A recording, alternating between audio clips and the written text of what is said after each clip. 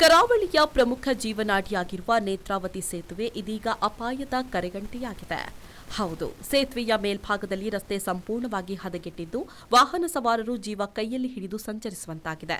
ತೊಕ್ಕೋಟಿನಿಂದ ಮಂಗಳೂರು ಕಡೆಯ ಸೇತುವೆಯ ಹಲವೆಡೆ ರಸ್ತೆಯಲ್ಲಿನ ಡಾಂಬರು ಕಿತ್ತು ಬಂದಿದ್ದು ಪ್ಯಾಚ್ಗಳು ಬಿದ್ದಿವೆ.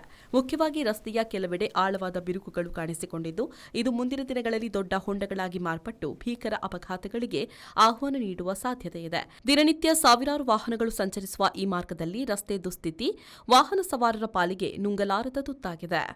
ಒಂದು ವೇಳೆ ಈಗಲೇ ಈ ಸಮಸ್ಯೆಯನ್ನು ಬಗೆಹರಿಸದಿದ್ದರೆ ಮುಂದಿನ ದಿನಗಳಲ್ಲಿ ದುರಸ್ತಿ ಕಾಮಗಾರಿ ನಡೆಸುವಾಗ ಸೇತುವೆಯ ಒಂದು ಮಾರ್ಗವನ್ನು ಸಂಪೂರ್ಣವಾಗಿ ಬಂದ್ ಮಾಡಬೇಕಾದ ಅನಿವಾರ್ಯತೆ ಎದುರಾಗಬಹುದು.